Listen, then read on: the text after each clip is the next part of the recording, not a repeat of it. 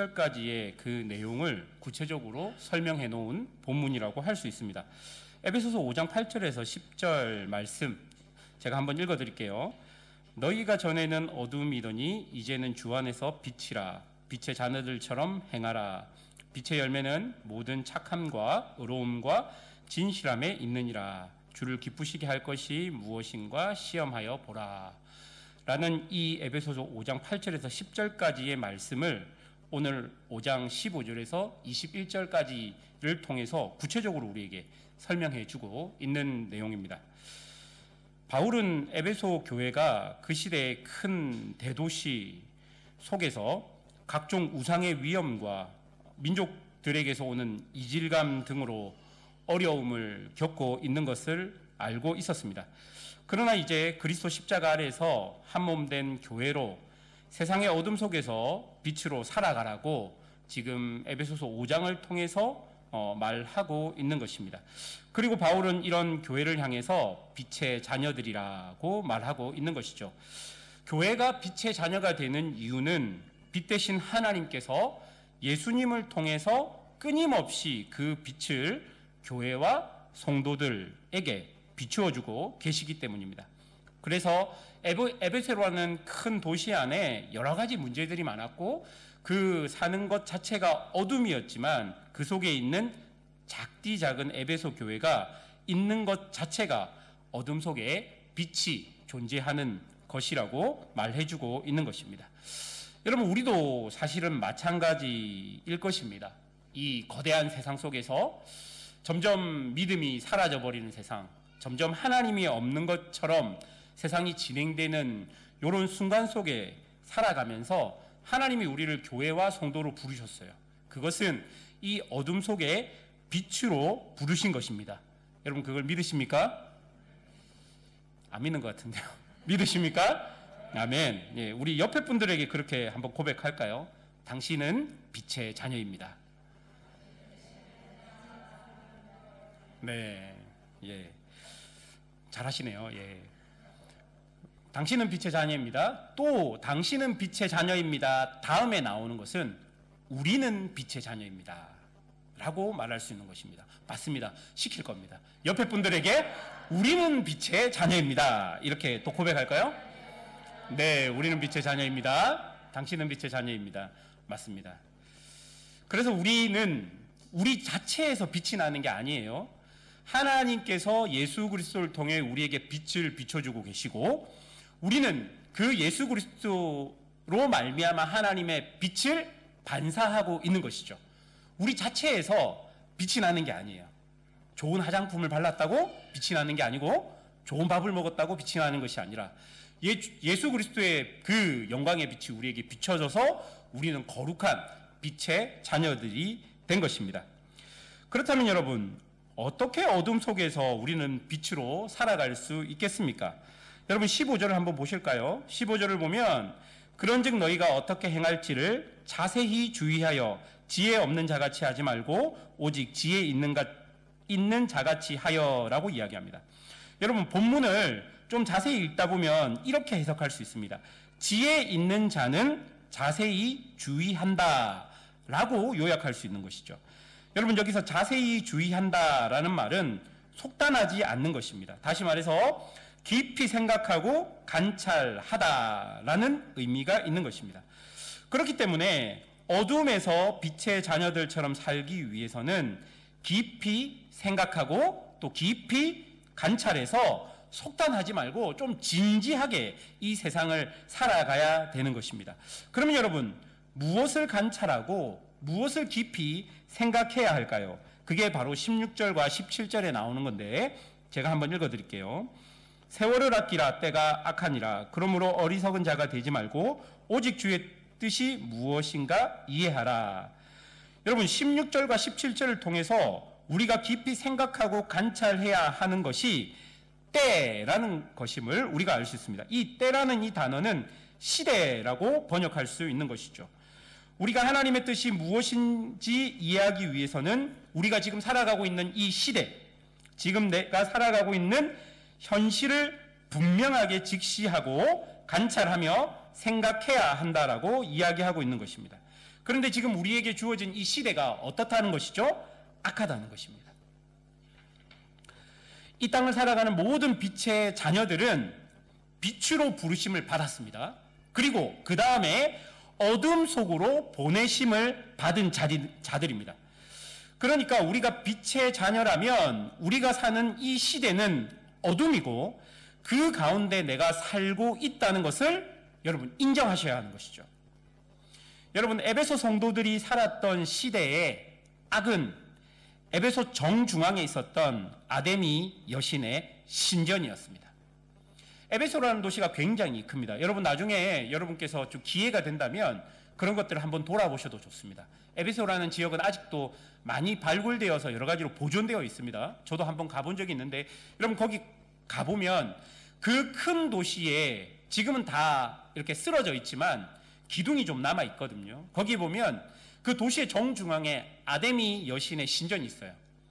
그래서 고고학자들이 그 발굴된 터를 보면 그 에베소라는 도시의 정중앙에 가장 큰 그 신전이 바로 아데미 신전이었다는 것입니다. 에베소는 즉 아데미 여신의 도시였습니다. 그렇기 때문에 그 도시를 지배하는 것이 바로 아데미 여신의 신전이었습니다. 그리고 그리스도인들마저 그 도시에 살고 있기 때문에 아데미 여신의 영향력 아래 있었습니다. 신전에서 흘러나오는 음식들, 그리고 그 신전을 중심으로 형성되어 있는 사회적인 질서, 그리고 경제적인 부분도 그 신전의 영향이 매우 컸다라고 이야기합니다. 뭐 고기나 이런 것들은 제단에서 드려진 고기들이 아고라라는 광장의 시장으로 흘러나왔고, 그리고 그 광장의 시장에서 장사를 할 것 같으면 그 신전 안에 있는 노조 같은 곳에 길드라고 하죠.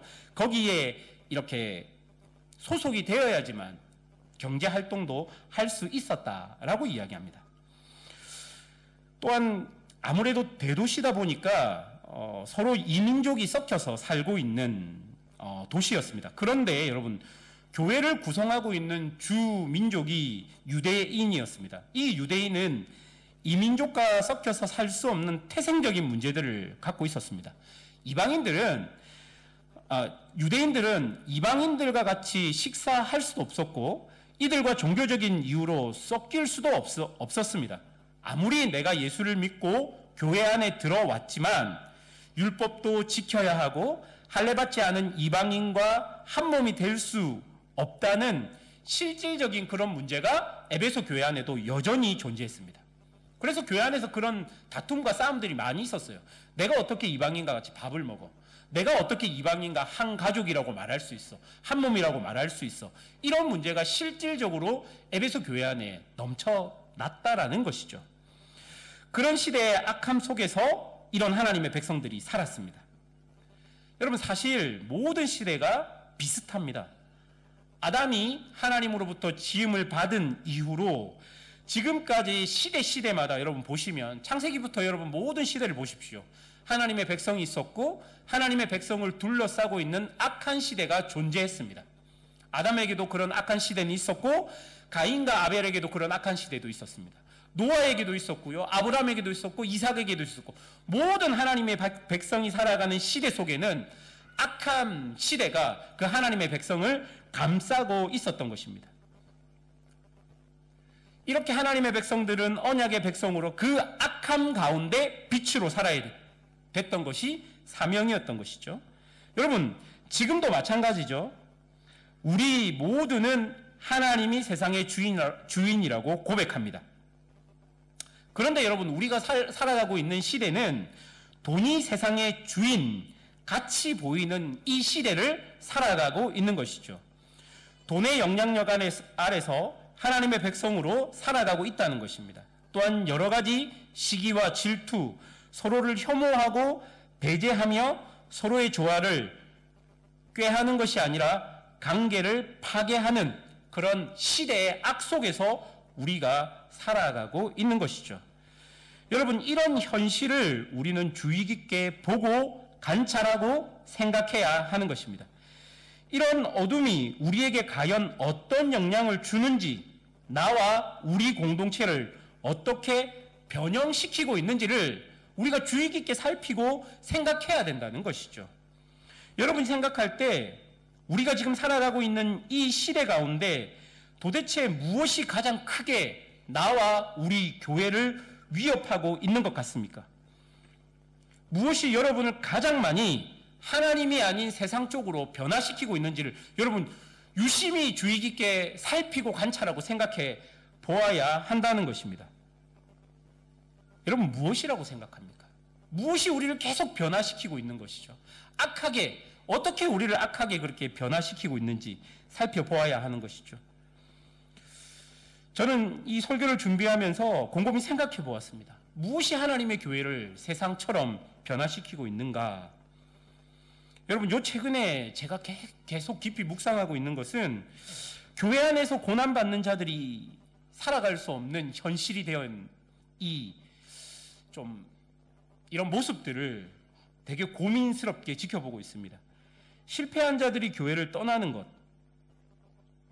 그리고 자기의 실패 경험담을 교회 안에서 나눌 수 없는 것이죠. 도대체 실패한 자들이 교회 안에서 자리 잡을 곳이 없는 것이죠. 실패를 경험하면 교회를 떠나야 합니다. 그게 지금 세상이 교회 안에 들어와 있는 모습은 아닌가. 여러분, 이런 시대를 우리가 살면서 굉장히 주의 깊게 생각하고 살펴보아야 합니다. 내 마음도 그렇지 않은가, 우리 교회도 그렇지 않은가를 고민해야 하는 것이죠. 여러분, 성경적으로 보면 악하다라는 이 의미는 단절을 의미합니다. 여러분, 아담과 하와가 죄를 짓고 난 다음에 제일 먼저 경험했던 것이 하나님과의 단절입니다. 하나님과의 관계가 끊어져 버린 것이죠. 하나님께서는 천지를 창조하셨습니다. 그리고 모든 피조물을 하나님의 질서 안에서 각자의 위치와 역할을 주시고 그것으로 아름다운 조화를 이루게 하시고 그 피조물을 통해서 드러나는 하나님의 영광의 충만함을 보셨습니다. 그리고 하나님은 그것을 보고 보기 좋았다라고 말씀하셨던 거죠. 그런데 죄가 세상에 들어오고 이 모든 위치와 역할들이 어긋나 버렸습니다. 하나님과의 관계가 끊어지니 피조물과 피조물의 관계도 끊어져 버린 것이죠. 그리고 그 누구도 그 역할을 제대로 감당하지 못했습니다. 모든 관계가 끊어져 버렸습니다. 아담은 뼈 중에 뼈요 살 중에 살이라고 노래까지 지어서 불렀던 하와를 향해서 너 때문에 죄를 짓게 되었다라고 이야기했습니다. 피조물과의 인간의 관계도 그 죄를 이렇게 책임지우는 관계로 바뀌게 된 것이죠. 모든 관계의 단절. 여러분, 바로 그것이 악이라고 말할 수 있는 것입니다. 우리가 사는 시대도 바로 이런 악한 시대 속에 살아가고 있음을 우리가 기억해야 하는 것이죠. 그리고 하나님께서는 이런 악한 시대 속에 우리를 부르셨는데 빛으로 부르셨다는 것입니다. 하나님의 빛을 우리에게 비춰주시고 그 빛을 받은 우리가 이제 그 악한 그 관계가 다 끊어져 버린 그 곳 가운데 들어가서 우리의 빛을 비추며 모든 관계를 연결하는 사명을 우리에게 주셨다는 것입니다.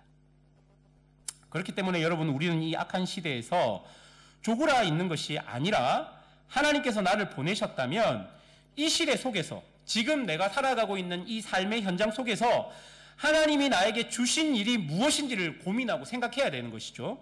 그리고 빛의 자녀처럼 나만 할 수 있는 나의 역할이 무엇인지, 나의 위치가 무엇인지를 똑똑히 생각하며 이 악한 시대 속에서 관계와 조화가 깨어진 그 시대 속에서 눈을 크게 분명하게 뜨고 똑똑히 살펴보아야 합니다.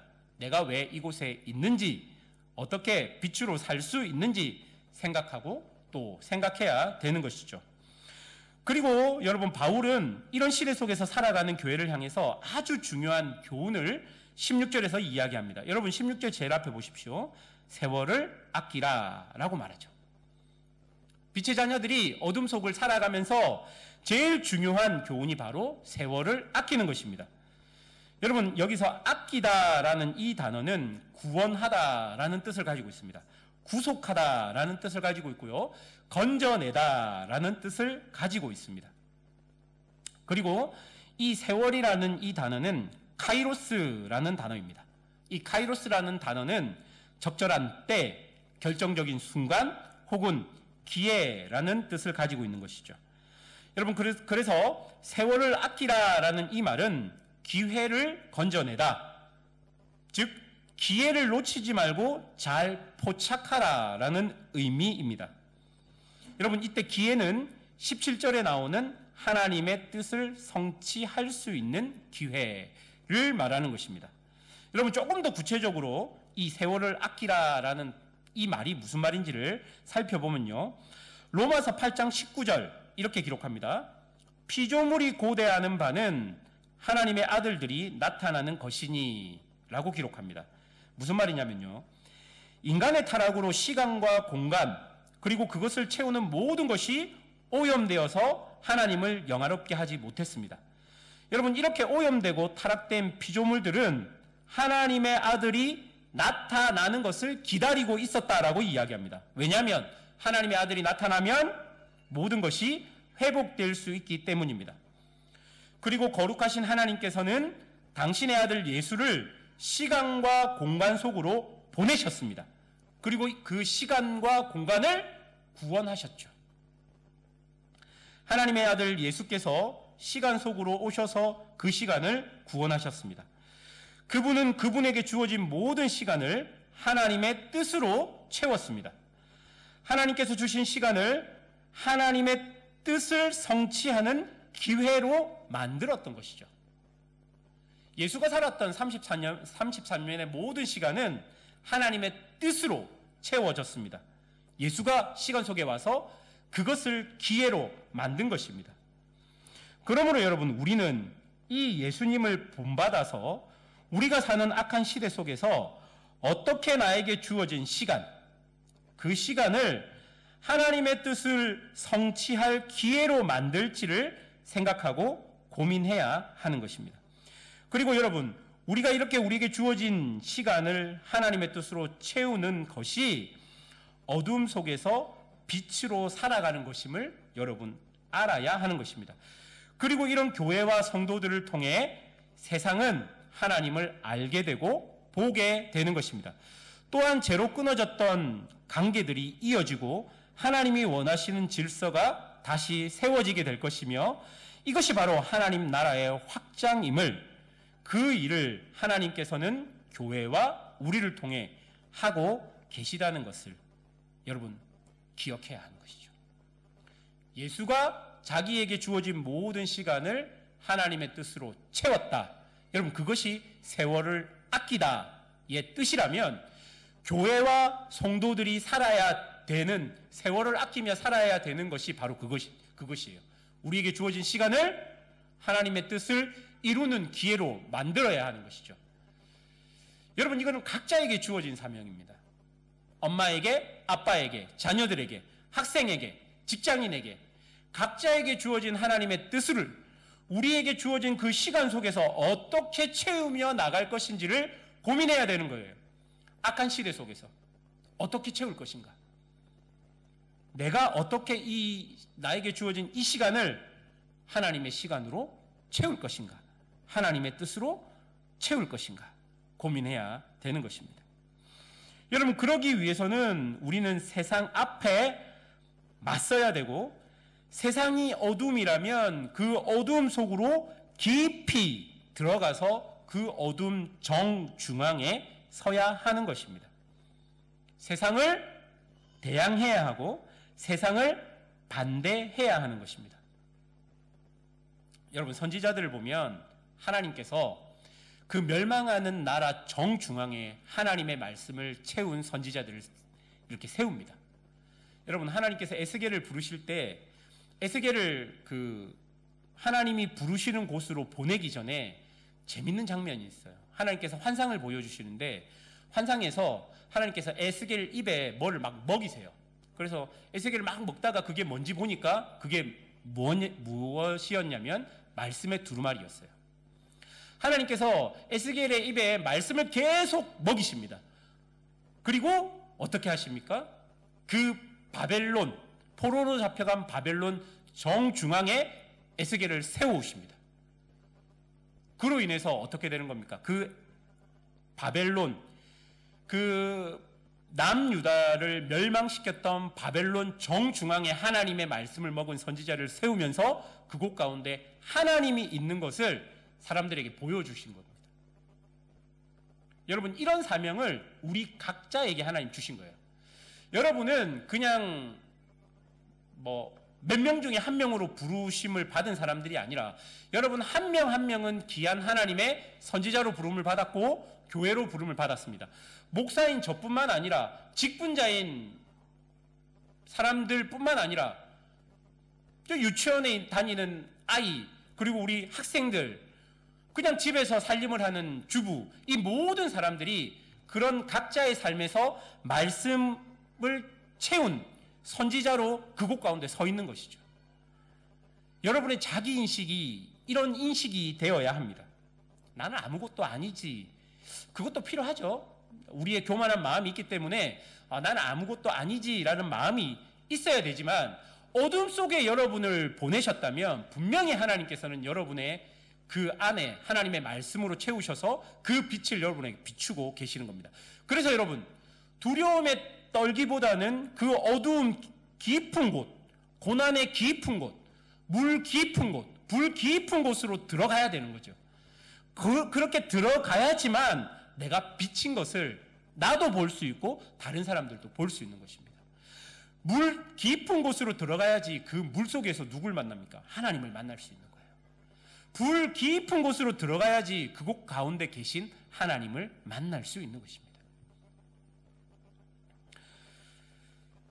하나님의 뜻이 아닌 것을 가감하게 거부하는, 세상에 반대하는 그런 마음들이 우리 안에 있어야 합니다. 여러분, 이렇게 살기 위해서 우리에게 꼭 필요한 것이 있어요. 이렇게 세월을 아끼면서 살기 위해서 우리에게 꼭 필요한 것, 우리에게 주어진 시간을 기회로 만들며 하나님의 뜻으로 채우기 위해서 우리에게 꼭 필요한 것, 그게 무엇일까요? 18절을 보십시오. 18절을 보면 술 취하지 말라, 이는 방탕한 것이니 오직 성령으로 충만함을 받으라 라고 이야기합니다. 여러분, 무엇일까요? 성령으로 충만함을 받는 것이죠. 성령 충만입니다.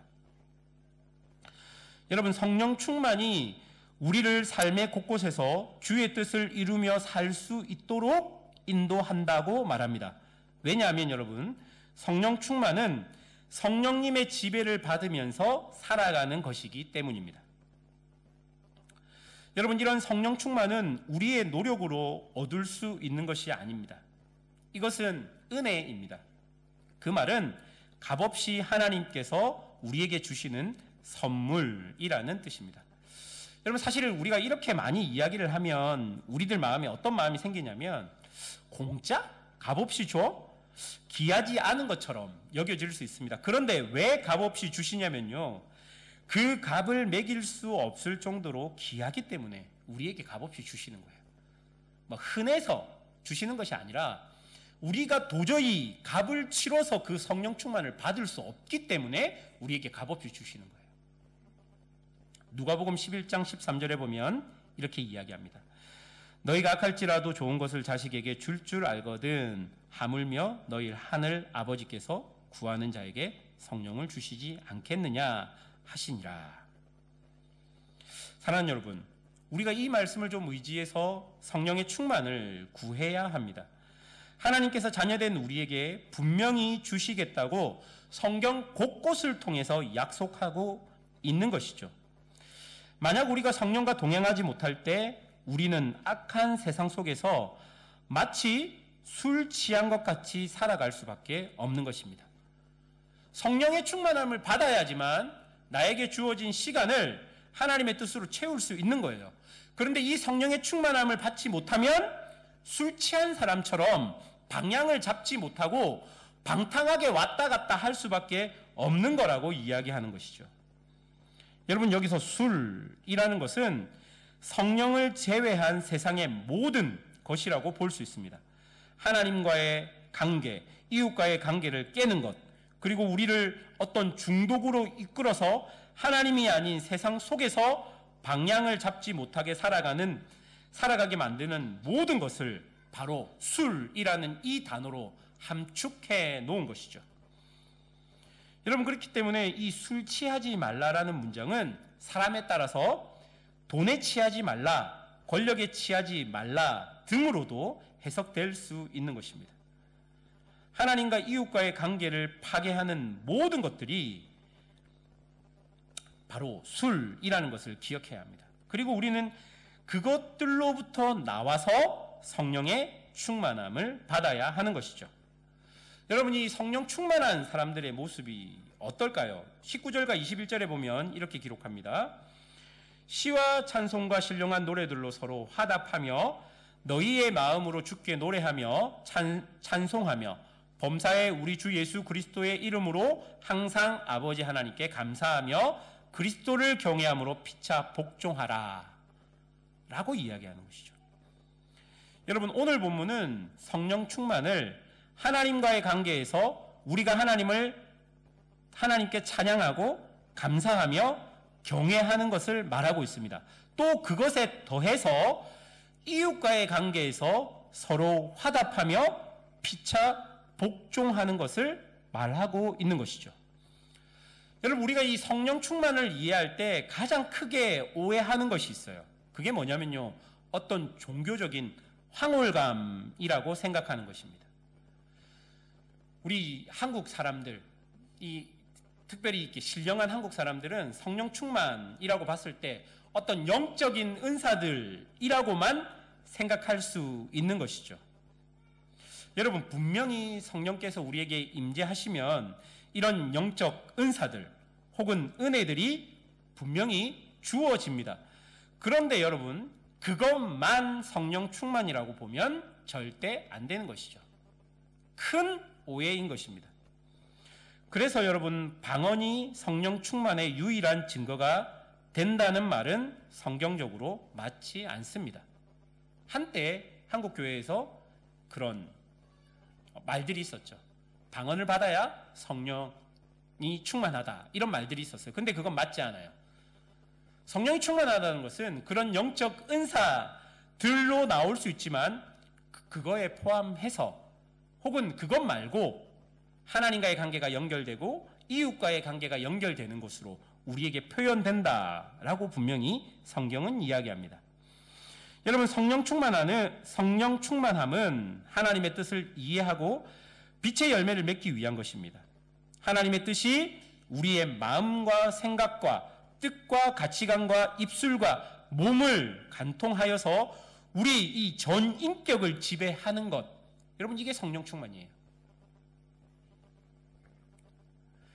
성령께서는 교회와 성도들을 하나님의 질서 안으로 인도하십니다. 하나님의 질서 안으로 인도하셔서 각자가 각자의 위치 그리고 역할들을 깨닫게 하시고 서로가 합력하여서 하나님이 태초에 우리에게 보여주신 조화를 보여주시는 게 성령의 가장 큰 사역입니다. 그래서 각자 부르심을 받았지만 결국 한 몸이 될 수 있는 것이죠. 성령께서는 절대 관계를 파괴하지 않습니다. 오히려 관계들을 이어줍니다. 모든 관계가 사랑으로 하나님과 나와 이웃으로 이어지는 것이 바로 성령 충만이라고 오늘 본문이 이야기합니다. 여러분, 19절을 여러분 좀 자세히 보십시오. 신령한 노래를 혼자 부르는 게 아니에요. 신령한 노래를 혼자 부르는 것이 아니라 서로 뭐하라고 나옵니까? 화답하라고 이야기합니다. 이 본문이 이야기하는 것이 바로 조화입니다. 이런 조화가 바로 성령의 능력이 교회 안에, 성도 안에 나타난 것입니다. 그래서 교회 안은 신분과 직업과 지역과 혈통, 개인의 호불호 등이 달라도 모든 자들이 성령 안에서 하나가 될 수 있습니다. 유대인과 이방인이 함께 식사할 수 있고요. 한국인과 일본인이 서로 보듬을 수 있는 것이죠. 흑인과 백인이 사랑할 수 있고요. 남자와 여자 등 모든 관계가 주 안에서 조화를 이루는 것입니다. 그게 성령 충만이에요. 그런 성령 충만함을 가지고 우리가 이 악한 시대 가운데 우리에게 주어진 시간을 하나님의 뜻으로 채울 수 있다는 것입니다. 여러분, 그런데 악한 시대가 우리에게 요구하는 것은 술 취한 사람들처럼 모든 관계를 파괴해서 그로 인해서 성공하고 잘 살 수 있다라는 그 가치를 우리에게 심어주는 겁니다. 경쟁하고 시기하고 질투하며 모든 피조물들을 연결되는 조화가 아니라 끊어지는 단절을 우리에게 요구하고 있는 것입니다. 돈을 많이 벌기 위해서 하나님과 단절되어야 하고 이웃과도 단절되어야 한다라고 이야기합니다. 내가 권력을 얻기 위해서 경쟁해서 이겨야 한다고 이야기하는 것이죠. 이런 악한 시대 속에서 우리가 지금 살아가고 있는 것이죠. 이런 악한 시대 속에서 우리가 이 시대 정중앙에 있는 것입니다. 모든 관계가 끊어지는 시대의 악이 하나님과 우리의 관계를 끊어놓았기 때문에 그 시대의 악이 우리에게 계속 주는 메시지는 뭐냐면요, 모든 관계를 끊어내라는 겁니다. 시기하고 질투하고 그리고 혐오하고 배제하고 교회 안에서도 서로를 이해하지 못하게 하고 신분과 재산, 귀족과 노예, 혈통과 뭐 이런 것들로 계속 단절을 시키는 것이 시대의 악이자 세상의 악입니다. 여러분, 근데 요즘에도 이런 것들이 있다는 것을 우리가 좀 주의 깊게 살펴보아야 하는 것이죠. 말이 통하는 사람들, 생각이 통하는 사람들끼리 모여져 있고 그것이 교회의 한 그룹이 되고 또 한 그룹이 되고 한 그룹이 되는 것이 너무나 요즘에도 그런 것들이 있다는 것입니다. 그것은 여러분 시대의 악함이 교회 안으로 들어온 모습일 수 있다는 거예요. 그런데 성령은 그 끊어진 모든 관계를 하나로 만드시고 하나로 이어주는 것입니다. 그래서 여러분, 우리에게 주어진 시간 속에서 우리는 단절이 아니라 연결을 깨해야 하는 것입니다. 사랑하는 여러분, 이렇게 사는 것이 하나님을 내 삶을 통해 세상 속에 드러내는 그 옛날 선지자들이 살았던 삶입니다. 그리고 오늘 에베소서 5장 15절에서 21절까지 우리에게 그렇게 살아가라고 이야기합니다. 그래서 여러분 21절 마지막에 뭐라고 이야기합니까? 그리스도를 경외함으로 피차 복종하라 라고 이야기합니다. 여러분, 이 악한 시대를 살아가는데 되게 고민이 많고 되게 생각할 게 많을 것입니다. 그리고 내가 빛의 자녀로 부름받았는데 어떻게 살아야 되는지 각자의 마음에 생각들이 많으실 것입니다. 그러나 여러분, 분명한 것은 우리의 관계가 서로 연결되는, 하나님과 내가 연결되어 있다면 우리의 관계가 서로 연결되는 곳으로 하나님이 우리를 부르셨다는 겁니다. 그게 피차 복종하는 삶입니다. 그게 갈라디아서에는 사랑으로 종된 관계입니다. 여러분 스스로 섬기기 위해 종이 되는 자리로 내려가는 것이죠. 그게 누가 가신 길입니까? 예수 그리스도께서 가신 길입니다. 마지막 시간에 예수님께서 제자들의 발을 씻으면서 제자들이 이야기하죠. 이것은 하찮은 종들이 하는 것입니다. 그러나 예수께서 그의 발들을 씻기셨습니다. 그리고 그 십자가에서 자기를 내어줌으로 모든 사람들을 살렸던 그 십자가에 누가 올라가신 겁니까? 예수가 자기 발로 올라간 겁니다. 그게 바로 피차 복종하는 관계이고 사랑으로 종된 모습입니다. 교회도 그렇게 살아야 되고 성도도 그렇게 살아야 합니다. 악한 시대 속에서 어떻게 살아야 할지, 이런 방법으로 세상을 살 수 없다 말하지 마시고 성령의 충만함을 구하십시오. 그리고 이 땅에서 하나님께서 세우신 그 조화를 이루어내며 하나님과 내가 연결되고 내가 이웃과 연결되는 그 은혜를 누리면서 살아가시는 우리 교회와 성도들이 되시기를 주님의 이름으로 축원합니다.